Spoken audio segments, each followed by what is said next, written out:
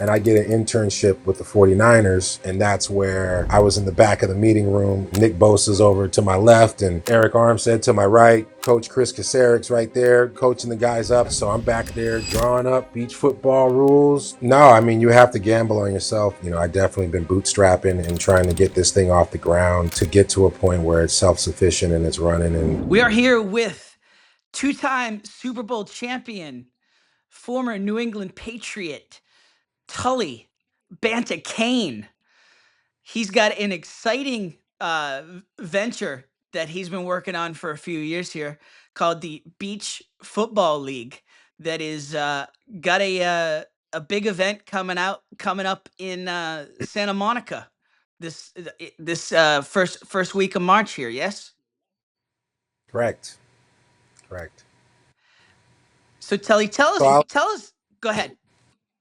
yeah, I can elaborate on that. But yeah, thanks for having me. Exciting project that we have underway with the Beach Football League. And we do have our first live stream event this Saturday, March 7th, in Santa Monica, California. So I'll stop there and let you ask the question, then we can elaborate. Absolutely. So, what is the event out in Santa Monica? Who's playing who? So it's actually the two teams that we have slated for that game are a team that we are introducing as the first franchise of the Beach Football League, which is the Santa Monica Waves, which will comprise of former NFL players by the likes of Dexter McCluster, Tommy Harris, um, Deshaun Foster will be head coaching that team, with a bunch of other NFL guys that are coming involved, as well as some former D1 athletes, some former rugby players, professional rugby guys. So it's a good mix of athletes that still got some juice in the tank, and they'll be playing against the A7FL's Silver State Stealth, which is a team out of Las Vegas who plays in the A7FL Las Vegas division, where they play full tackle, no pads on grass. Where in the BFL we play full tackle, no pads on sand. We also have a flag division and a youth division and other competitions that we do around the BFL, like one-on-one drills. Oklahoma, even the Run It League out of Australia did an event with us. So we partner in with other competitive leagues. But this is an idea of showcasing the Beach Football League, playing our full tackle adult men's game versus an existing pro league that plays full tackle as well. What is it basically regular football on sand? Are there any rules differences? Yeah, we play 8-on-8, 3-man line, so very similar to arena football where you see a 3-man O line and a 3-man D line. But we play everyone's eligible, so even the linemen can turn around and catch the ball. We play on a 50-yard field as opposed to a 100-yard field, 30 yards in width. We don't play with field goals. We play with throw goals. So there's essentially soccer nets on the back of each end zone, like a field goal. But instead of a kicker kicking it through the uprights, the quarterback is throwing it into the net, which is protected by a goalie, i.e. a Devin Hester or a Dexter McCluster, your punt returner, that if he catches the ball and protects it from going in the net, he can return it for a live kickoff or throw off return. So Nice. there's little nuances in the game like that. We have, um, you get a penalty on the play like hockey, you're down a man. So that if you jump off sides or you get a pass interference, that player is out for one play. So there's different rules like that that we have that kind of set us apart, but keep the game in the same vein of what was already played. What inspired you to create this? I think it's something that came from just playing the game. I've been playing football since I was 8 years old. I grew up watching football in my house in the 80s, watching the Niners, the Cowboys, the Raiders, all the teams of the 80s and 90s. What a time to watch football. So I've always been Amazing. I've always been a student and just lover of the game, um, and just the excitement around it and the physicality, and the camaraderie, all the things that football are, the life lessons that it teaches you. Um, Getting full ride scholarship to UC Berkeley, and then getting drafted to the New England Patriots, winning a couple Super Bowls. Football has done a lot of good for me and my family, and so to be able to pay the game forward, I really didn't know how when I first retired. I was coaching, doing commentary stuff, just trying to stay involved with the game in any way I could outside of playing the game. And it wasn't until really 10 years after I was done playing that I was just jogging the beach, and I was living in Manhattan Beach at the time, and I was like, there should be a beach football league. And I I Googled to see had it been done before, and lo and behold, there's only been like some charity games. The NFL used to actually have the Pro Bowl game where they would have the rookies of that year play in a beach flag football game until Robert Edwards blew his knee out, unfortunately, and they discontinued having that because I understandably, why would you put your future players in a competitive atmosphere, um, knowing that there could be an injury that ruins their regular season. So, um, that was kind of where I saw an opportunity, and then COVID hit. And I was like, oh, well, it's out the window. No more going outside, especially to the beach to play football.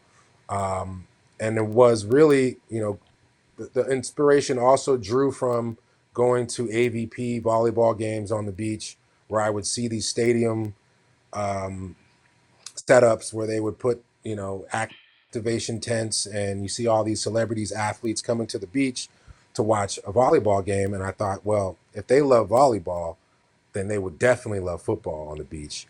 So that was part of the inspiration too, is watching how that league, and like P1440 and some of the other volleyball leagues have been able to create a fan base and a viewer base for beach volleyball, and that beach volleyball is an Olympic sport. So fast forward to 2021, the COVID pandemic is over for the most part, and I get an internship with the 49ers, and that's where I was in the back of the meeting room, and Nick Bosa's over to my left, and Eric Armstead to my right, Coach Chris Kacerik's right there, coaching the guys up, and I'm like, man, I'm not playing. I can't even coach really because I'm an intern. I just got to sit and watch. So I'm back there drawing up beach football rules, drawing up the logo, drawing up just the idea of beach football. In the event that this job doesn't stick, I'm gonna go ahead and start my own league.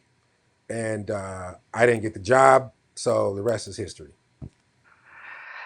What was that? What was the 49ers internship and all about? And what did Bosa and Armstead and those guys think of the idea when you broached it?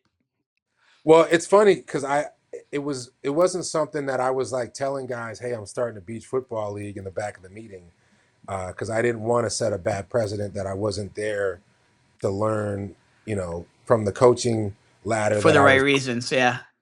Yeah, so because when you're an intern, you're at the bottom of the ladder for coaching, and Oh yeah. it is a lot. It's a lot of just watching and observing, taking notes. Of course, you're talking to players, you're getting to know some players, but it's not the atmosphere to pitch ideas, really. At least, at the time, I just didn't want to make it about the beach football league, especially how young it was. Now, I've had a chance to. I run into Eric Armstead at the Super Bowl, and I told him that we're doing a beach football event in Jacksonville, which he said he would come through for. Fred Taylor, who I played with, is another Jacksonville guy, Yep. and even a Nick Bosa. If I see any of these guys now, it did give me that opportunity to meet them ahead of schedule before forming the league, to now be able to invite them to come out to just watch, or if they want to get involved as an owner or a player ambassador, that's on the table. But yeah, the idea really was just such an early phase, and then it really gave me an opportunity to learn like the organization of the 49ers and how, from top to bottom, front office to intern, there's so many different moving parts. And when you start a league, there's so much that I didn't realize the mountain was so tall to climb, and putting together all of the logistics around it. And, this is in 2021. We didn't really officially launch the league with an event until 2024. So that just shows you the time that it took to kind of put all the pieces together, getting players to commit, getting coaches to commit, getting beaches and city councils to approve a beach football event. All the things that it takes to put a league together, I didn't know at that time, but now we're in a better space, and the league is starting to grow some legs. So it's been exciting to say the least. And hopefully now in the offseason, we get some of these Nick Bosa or Eric Armstead types to show up. Yeah, before Essentially Sports, I was actually in on the early days of Bleacher Report. I was their first full-time employee, and then was their managing editor. So, you know, a- and I'd been in on a bunch of other tech media things, and but you know to be front and center, to see an idea basically from beginning to explosion to, you know being bought by another media entity. It is an incredible journey, and you've already, you've already done a lot of the uh the heavy lifting. A lot of heavy lifting left, but what has been the biggest challenge for you in getting this to the point of a sustainable pro circuit? Yeah, I mean, a lot of it has been really identifying what the league is, and getting people to understand what it is or what it can be. Because with the growth of flag football, a lot of people assume it's a flag football league on the beach. So that I think was a perception around the league that I want people to understand that we are everything beach football. We are tackle, we are flag, we are youth, we are adult, we are men, we are women, we are boys and girls. We cover all of the spectrum of football on the beach, even one-on-one competitions, and all the other stuff that we can partner in to make it a special event. But that's really the biggest thing was figuring out what is the league, and how do we introduce it in a way that is palatable for people to enjoy, because people enjoy the beach, and people enjoy football, but there are certain elements that we know are more interesting than others.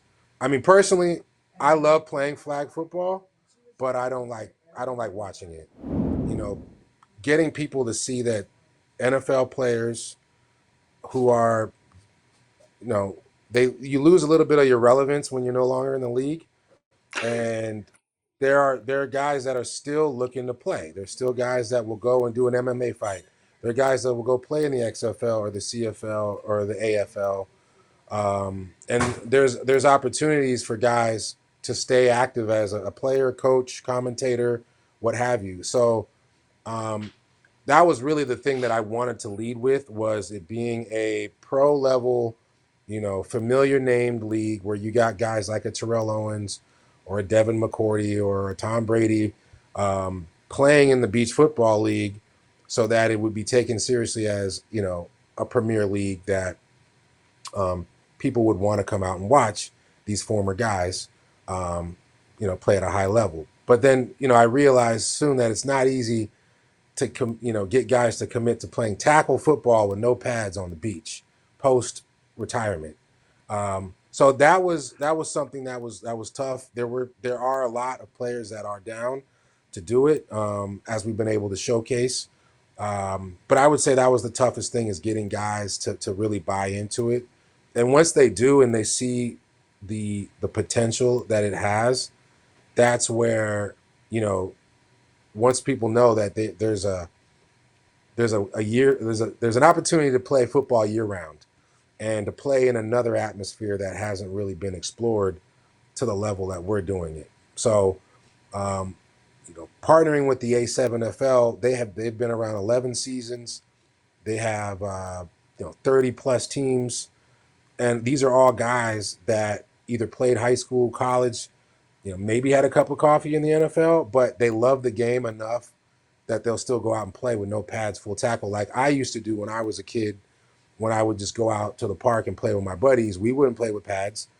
Flag wasn't really a thing back in those times. So um, the idea was that we wanted to introduce it as a tackle football league. But with all the growth of flag, we didn't want to ignore that. And also the safety measures around flag football are taken seriously on our end as well. So we already look at playing on the sand as a safer alternative in general. Playgrounds, there's a playground study on the safest surface for a kid to fall on from, say, the monkey bars. And it's sand, not grass, not tan bark, not rubber, not turf, not, obviously not cement. Sand is the safest surface, and that's something that I think we really take as a an advantage in playing in the BFL is that a lot of concussions do come from the head hitting the ground, not so much the collision above the ground. Um, so there's more data that will have to be researched for us, but that was another hurdle was, oh, what about the injuries? What about Robert Edwards? What about the concussions? What about this? What about that? Um, so to be able to offer football, not just tackle, but flag, and then show that it's safer by playing on sand. It slows the game down slightly. The sand is a safety net for players falling down or hitting and there's more forgiveness in terms of your foot not getting stuck, and you get that ACL or you get that bad knee bend, you just really slide. So, um, not to say that you can't get injured on sand, but the probability is lower. And in all of the 20 plus games that we've had so far, not one injury and not one head injury. So, the couple guys have gotten like a hammy tighten up or a groin getting tight, um, but there hasn't been anything that's cause for an ambulance. Knock on wood.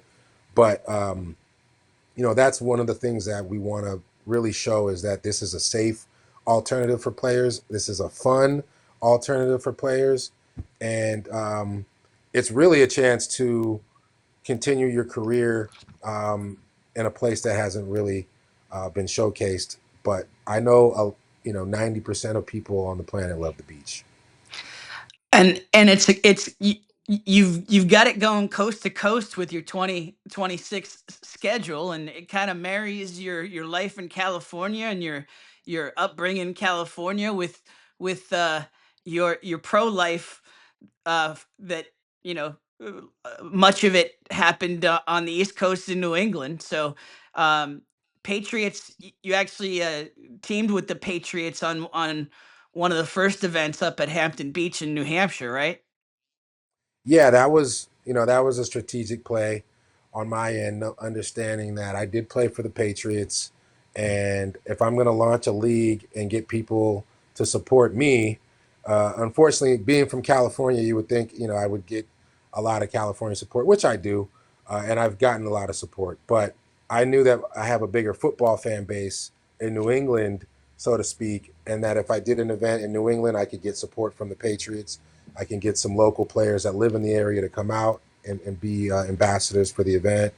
And Hampton Beach is, a great starting point for us because they have a great backdrop. There's a lot of activity already on the boardwalk, Absolutely. and they love the Patriots out there. So to be able to bring out some local media people, local, players that lived in the area, former and current. We had Kendrick Bourne come out.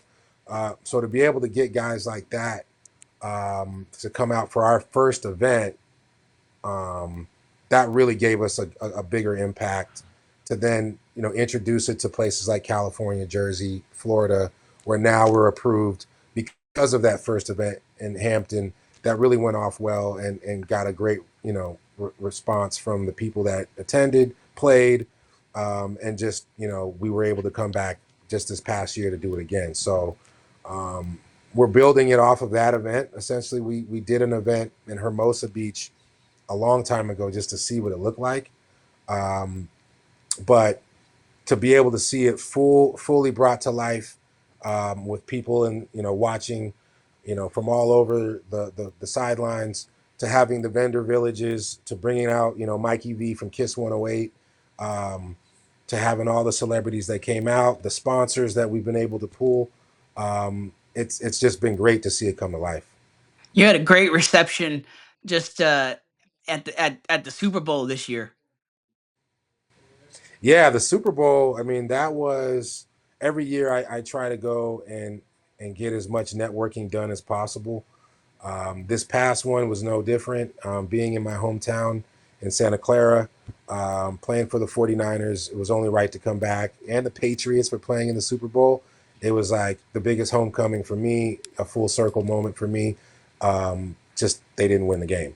But the networking abilities that I had to go to all the preliminary events and mix with people, that was as you see on some of my social media posts, getting, talking to a T-Pain or a Tom Brady or, a Rampage Jackson, telling them about the Beach Football League, having them say, hey, I'll see you on the beach. And they say it. That really, for us, let me know that it's not a hard sell to get people to come to the beach to watch football or to play football. So the Super Bowl, being in LA this year, the goal is to have a beach football, a BFL event during Super Bowl week, and really get the names that involved and build it into hopefully a staple that kicks off or ends the NFL season and kicks off our spring summer tour. What was for you? What was I mean? You're a beach guy. You're a California guy. What was you went UC Berkeley? I mean, what was it like playing for the Patriots in mostly winter weather? Yeah, I was just talking about that with someone else. I mean, the acclimation was crazy. I mean, I'm not, I've been to the East Coast one time in my young adult life when we played against Rutgers my junior year at UC Berkeley. Other than that, I've been to actually North Carolina. I have a lot of family, which is considered the Southeast. So it does snow there, but I never was there long enough to really experience it. So yeah, it was a huge shock to have to practice in the snow, in the 20-degree weather. Um, I was a guy that just, definitely playing special teams early in my career. I was thankful that I wasn't a guy sitting on the bench just waiting to go in on defense, and that I could run down the field on a kickoff or a punt just to stay warm and be involved in the defense too, because that's the one thing about playing in the cold is if you're not moving or you're not drinking, like like up in the stands, it's brutal. Special teams where you came into a very veteran group there in terms of your position and the defense in general. So special teams was where you had to kind of break it in, right? Yeah, I mean that's what they tell you. If you're not starting on defense, you need to be starting on special teams or you're not on the team. And that I learned that early, and so coming into that linebacker meeting room, and I'm the only rookie in there, and it's Teddy Bruschi, and it's Willie McGinnis, and it's Mike Vrabel, and it's Roman Pfeiffer. Everyone was like an 8, 9, 10 year vet, and here I am, this snotty nosed rookie coming in out of California. I had to grow up fast. I had big shoes to fill, and Belichick as like the linebacker coach and pretty much defensive coordinator as well as the head coach. The pressure in those meeting rooms and in those practices was pretty high. And I was a seventh round pick, so there was a lot of proving grounds for me. But you see that with the Tom Brady's, the sixth round, the Julian Edelman, some of the other guys that were in that locker room or in that facility, just everyone was kind of earning it, even the interns, the Matt Patricias, the Scott Manginis, the Romeo Crennels, Roman, the even Roman Pfeiffer was a player coach. Mike Vrabel was definitely a player coach. Pepper Johnson, was a coach. So just to see where everyone kind of went to be going, Brian, Foles or not Foles, uh, why am I blanking on his last name? Brian Hoyer? Flores. Flores. Oh, Flores. Um, Yeah. you know, the head coach, O'Donnell over at Minnesota. Like these are guys that were my teammates. Like now they're head coaches. These are guys that were interns. Now they're head coaches or defensive coordinators. Patrick Graham, right? So there's so many guys that came through that facility, that organization, that are going on to do great things. That it was just a serendipitous opportunity for me to come from beautiful, warm weather, fair weather California to a cold weather championship city like Boston, where I'm watching the Red Sox win the World Series and the Celtics win and the Bruins, and then being on the Patriots, in the span from 2000, really 2000 to 2020 was just like the golden years, of what I was like growing up in the Bay Area, watching the 49ers win it every year, or watching the Oakland A's or the San Francisco Giants. There's a big sports culture here in the Bay Area, to that, seeing that over in Boston and then living it, playing in it, is just, it's a blessing. It's So amazing now that I sports got, town. it is, it's the best. It's the best sports town there in the world. I try to Outside, tell. Go ahead. I'm sorry.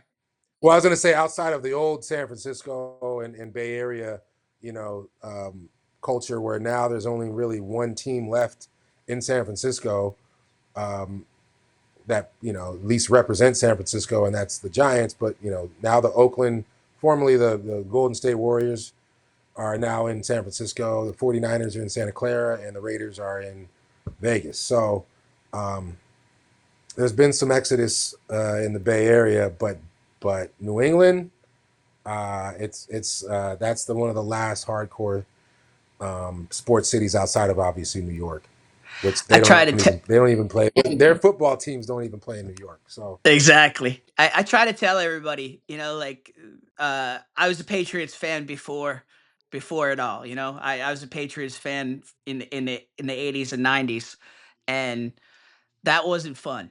I mean, that like Boston wins, but the Patriots weren't. The Patriots had one like blip in the 80s and one blip in the 90s where with Parcells where it was winning, and then y'all just turn that upside down and spoil the generation and made the Patriots the most hated franchise in America other than the other than probably the Yankees. So just because of the winning, just like the Chiefs became, right? So um it's I got to imagine for you both being around the Patriots and then being around the 49ers and seeing how winners are built and how businesses are built around those winners. That had to be an incredible learning experience for you as a budding entrepreneur. big time. I draw on a lot of my experience from football to translate into the business world. Just the collective, um, effort that it takes, and the mindset that it takes collectively to be successful in something. There is a difference in why you win and lose, and it does. There's glaring things that you can point out of why you lost, and there's glaring things of why you win. But a lot of it is, the mindset and the collective effort that you can get from people. With the Beach Football League, I'm building this thing in that same, mentality of bringing in the right people that want to see it win, believe in it winning, and then are willing to do the job to get it done. And um, that's everything in life. And when it doesn't work out or if things don't work, you can always point to that one glaring thing that you know is fixable, for the most part. And so This is a baby that we're raising with the BFL, and it's got a lot of potential, but it's going to take a lot of collective effort um, from people that believe in it, because it's bigger than me. It's an idea that I had, that beach football is. It's almost crazy that there hasn't been an organized league in the past. I know there's been rec leagues and stuff like that, but to make it a professional sport, just like flag is becoming a professional sport, um, it's only right that more people get involved. And my inevitability is that the NFL and some of the bigger partnerships that could align will happen, because it has the potential for that. And once it gets to that point, there will be definitely a village and cohesive team that is running the show. You've had some cultural moments around beach football with some movies. What was what was the more realistic representation of actual football skills that you've seen in the movies? Well, the Point Break uh, scene with Keanu and Patrick Swayze, um, that was a definitely more competitive. They were trying to show off for the girl type of thing, um, but they kind of cut away when there was like they show the game action, and then there's a scene where it's just the two of them running on the sideline, which is really the ocean, and he tackles them into the ocean. But it showed like that competitive spirit that can live on a beach where, yeah, it's all fun and games, but we're trying to win out here. And when you see the Top Gun movie where they have them out there playing on the beach, it was more lighthearted and fun. Didn't seem as competitive as the Point Break scene. But that's what I really wanted to showcase with the Beach Football League, is that it is fun and it is competitive. And it's something that you have to take seriously, but you don't necessarily have to take it as serious as the gridiron, grass football with pads and everything, where there's not an ocean to look out to, when you're tired in the fourth quarter, where there is in beach football, or some girl jogging by in a bikini, or you know a bird, going after a bag of Doritos. There's so much more elements on the beach than just in a stadium, that you get a little different feel out of the experience. Absolutely. And I think the other thing that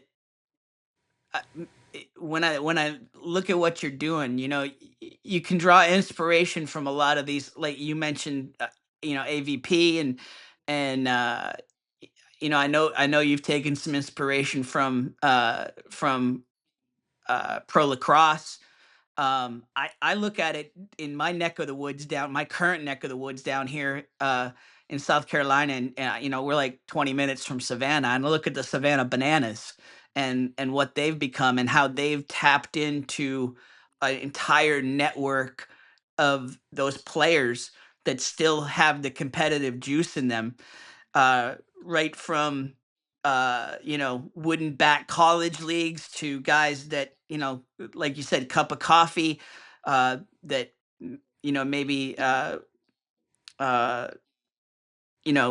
aged out, or in terms of minor leagues, or in terms of potential, uh, right up to the guys, when they're doing these tours across the country now. You've got the Andy Daltons and the Johnny Damons, and the cameos of guys coming into play. That still, now obviously different sports, but I mean.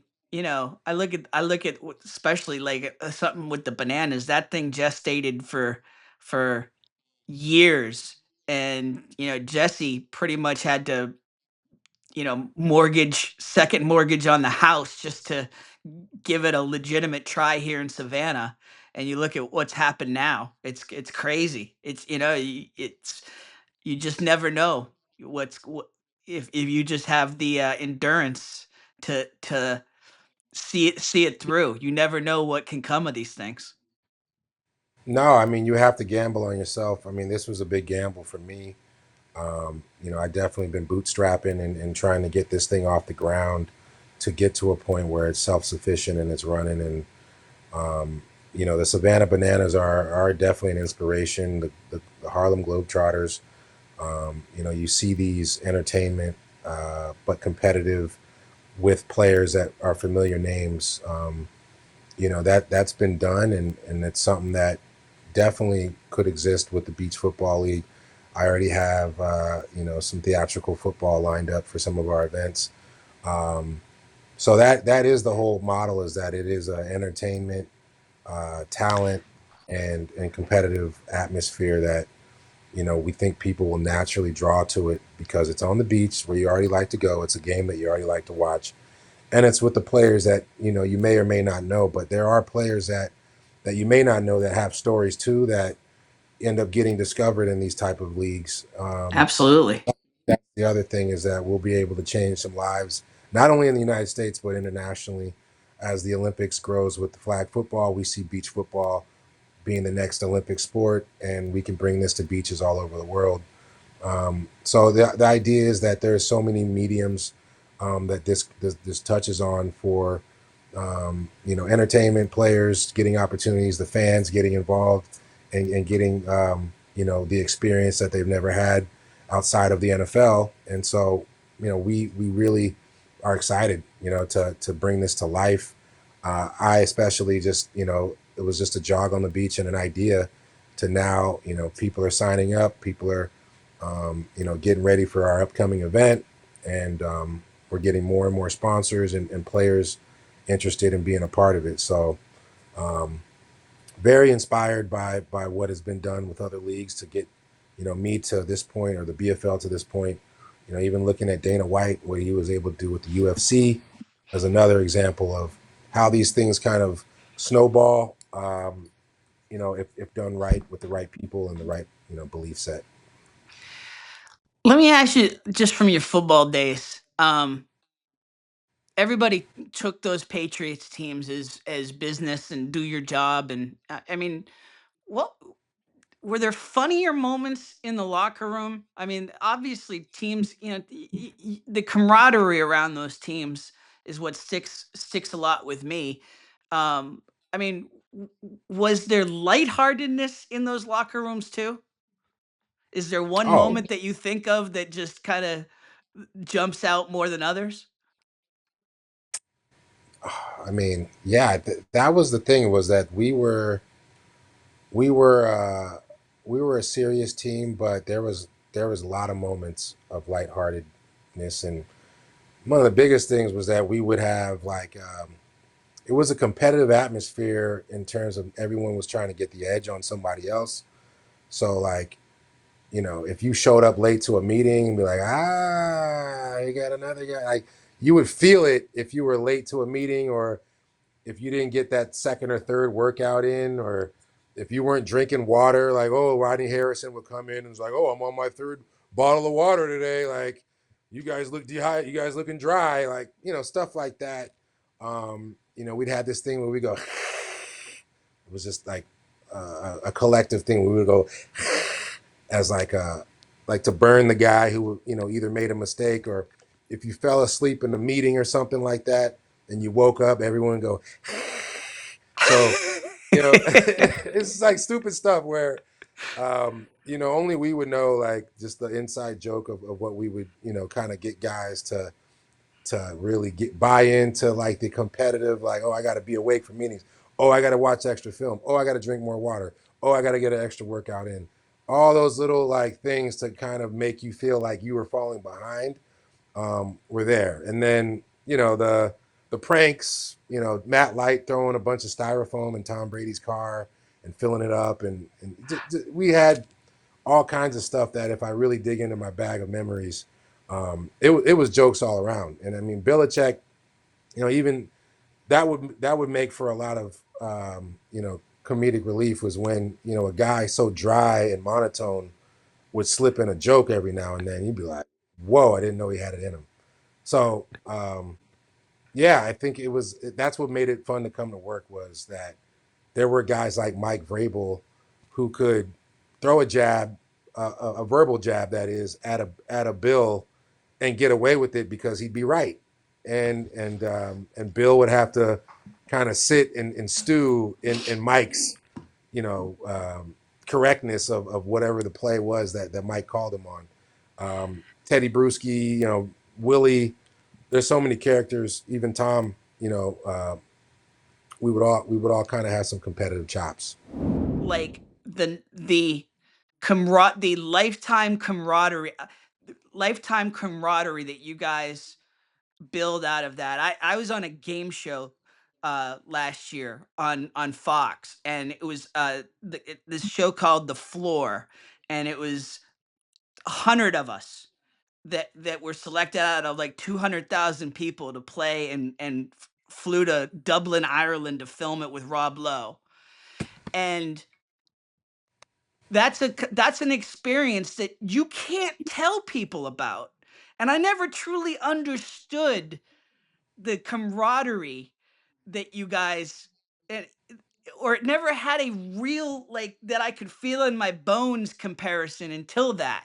And I came back from Ireland just thinking about what that must be, especially for football, being in the gauntlet that you guys go through, the relationships that creates, right from your days of playing pee wee football right up through the NFL.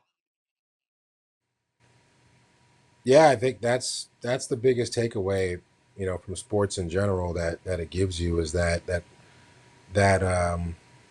you know, sense of team and teamwork, and you know, knowing that it's not all on you. You have other people that you can rely on.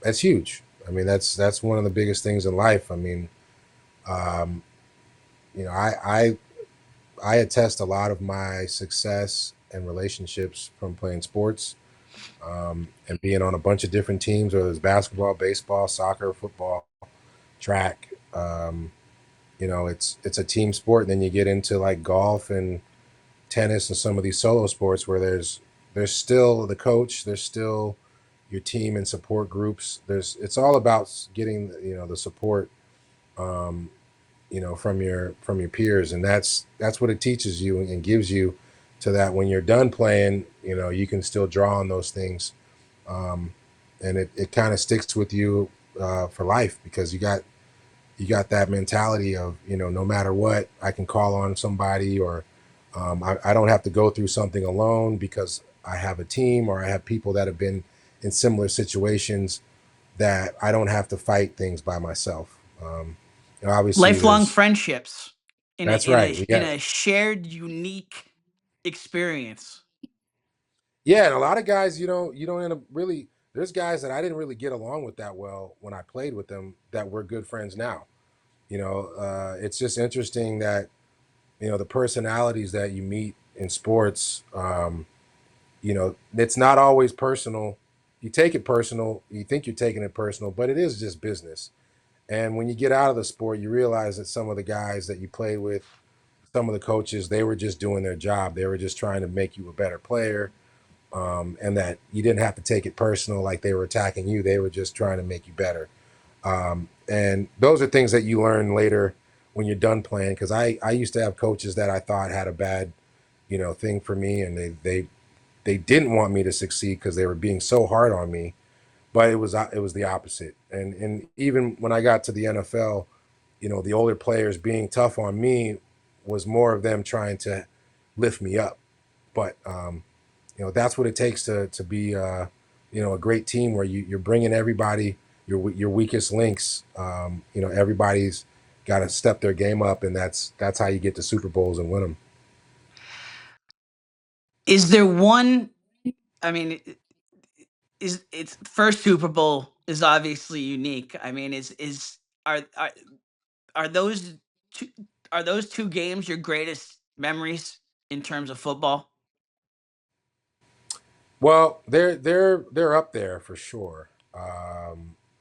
You know, my football career, I've won games, I've lost games, I've had like great solo games, I've had great games that I didn't do anything, but we won as a team. So as far as like a team moment where you get to the Super Bowl, everyone's beat up, everyone's tired. It's been a long year, and win or lose, you're like ready for it to be over. Yeah. And so um, to get the win is and get it back to back, and those were close games too. So yeah, I would say those are definitely top moments. But I wasn't as much of a contributor during those Super Bowls. I played special teams. I got out there on defense a little bit, but I wasn't a starter yet. And when I became a starter later in my career and was able to like get some walk-off sacks against Green Bay on a Monday night, or when my son was born on a Monday night, we were in Minnesota and I had a 3-sack game, and Robert Kraft flew me back on his private jet so I can get back to see my son. Those are the type of things that it wasn't a Super Bowl, but it was like a Super Bowl in terms of the feeling of success in a moment.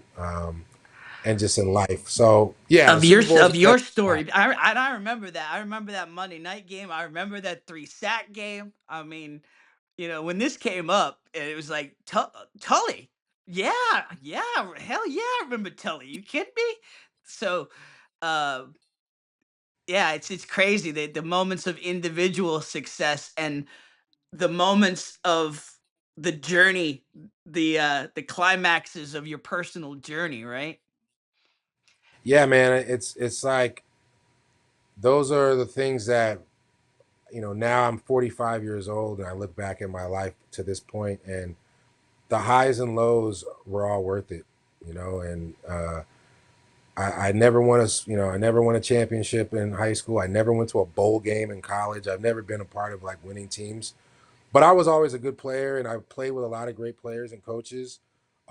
So the journey of it to finally getting the Super Bowl and then coming to play for the 49ers and not making the playoffs, being on a losing team, to then going back to the Patriots and making it back to the playoffs, leading the team in sacks for a couple years, getting kind of all the kinks of life, just basically, down highs and lows, winning, losing, um, just all those things really were worth it.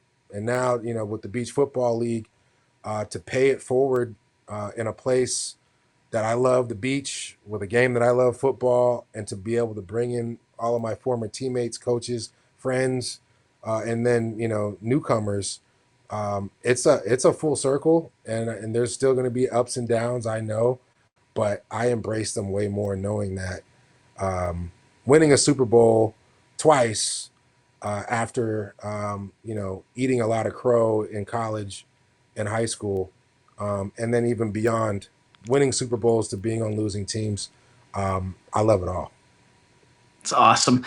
For those that will come out to the beach football league events, what is the we talked about some of the rules differences. Um, how's tackling and playing on sand change strategy compared to the traditional football? Well, there's definitely like the aspect that we play for to score. We don't play like long sustained drives where you're 10 yards or 3 yards in a cloud of dust. This is like a high fast pace. You got 4 plays to score, or really 4 plays to get to the halfway line, and then 4 plays to score. um, and on fourth down, you're going for a throw in, which is like a 5-on-5 rugby play where there's a bunch of laterals and guys basically trying to return a kick. So the tackling aspect of it in terms of strategy is there's no real like, oh, we're gonna wear them down with the run. It's more like we got to score and we got to play defense, because big plays need to happen because you only got 4 plays. So you can't do a long sustained drive unless you're breaking off big runs.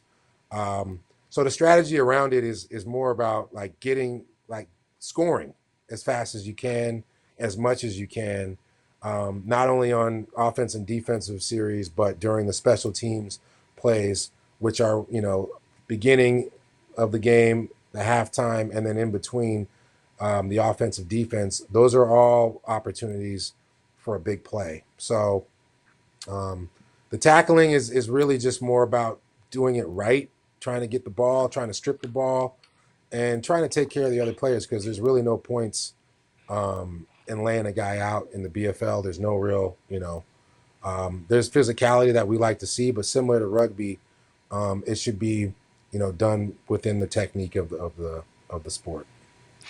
Are you mentioned Santa Monica being the first franchise. Are you looking to build out franchises with every city you visit pretty much, or are you what's the business model in terms of getting the players involved? Yeah, so each city that we have an event at this year will be an introduction to that franchise. And that franchise will be available to buy into this year, but the fees and the buy-in goes up significantly next year. So it's really introducing it as an opportunity to get in now, knowing that there's an automatic return in year two. But we are introducing 8 teams this year at every location. So there's Santa Monica, then we've got Miami, Jacksonville, we've got Santa Cruz, we've got Hermosa, we've got Old Orchard Beach, Maine, Newport, Rhode Island, and Boston. So those are the franchises that will be introduced this year. And then as we expand into other coastal cities like Florida, you go into Tampa or Clearwater, or if you get all the way down to Alabama, Mississippi, they have beaches. And then when we start going inland to places like Las Vegas or even playing in stadiums, there'll be entryway into franchises in those communities as well. So the model is for us to start with the original locations that we have from this year, and then hopefully to not if not double, introduce a couple new franchises domestically as well as opening up a franchise internationally, whether that's Australia, Japan, the Bahamas, or New Zealand, which we are in talks with. So the model is going to be an expansion of the league as we go on the tackle side, on the flag side, on the youth side, and on the adult side. So when you buy a franchise, you're not only buying a franchise for the adult tackle men's game, you're getting the women's team, you're getting the youth teams, and all of the stuff that falls under that market in that community. So it's an exciting, to be an owner of anything is great. But as players, former players, there's not a lot of opportunities to be owners for a lot of guys, especially owners of a team, let alone a league.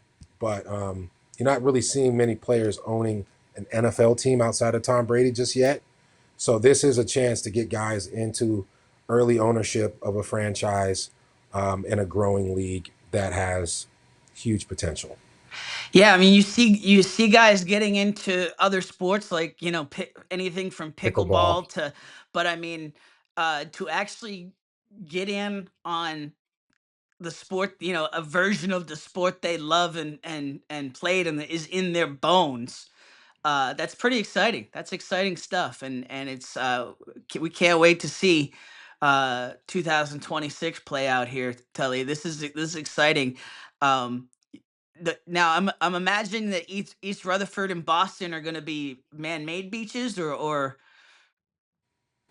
Yeah. So the American Dream Mall, we have been in talks with them on how we will build out that event, which will include the Run It League, who does the one-on-one Billy Goat, human Billy Goats, essentially going at each other. They'll have an activation within the mall, and then we would build an artificial beach in the parking lot and do our beach football events out there. So it would kind of hit it both inside and outside of the mall, with other elements like live music and celebrity appearances and meet and greets throughout the mall and in the area. So that event is more built up into an exhibition invitational that has a lot of elements.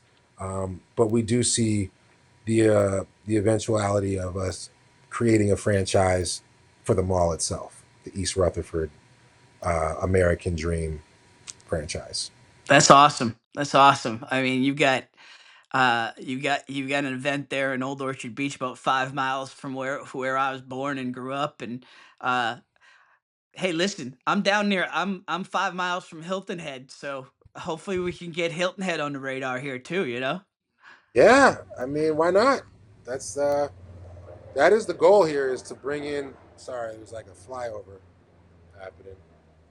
Um, yeah, I mean, the goal is to bring in, and build out more franchise opportunities within each market that we're in. And Old Orchard Beach, you got Portland right around the corner. You got Saco, and you're not too far from New Hampshire, No.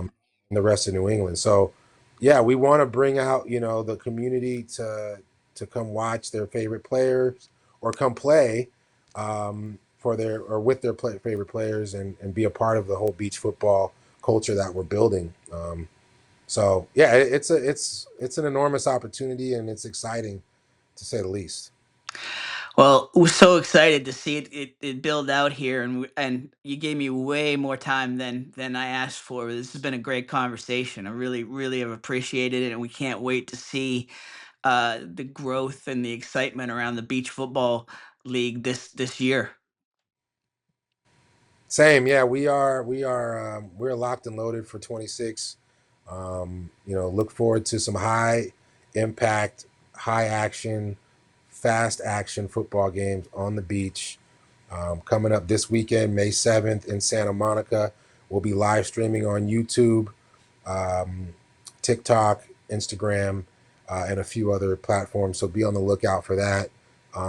Beachfootballleague.com has everything you need to know for now. And then you can follow us on BFL USA. And if you just look up Beach Football League, we're the only ones. So we're ready to go. We got a lot of players excited to play and a lot of beaches ready to host us. So look forward to seeing you on the beach. Absolutely, Tully Banta-Cain, absolute pleasure to speak with you, and so excited to see what's to come here with the beach football league. It's coming. And like I said before, and I'll say it again, and you'll hear it a lot. We'll see you on and at the beach. Nice.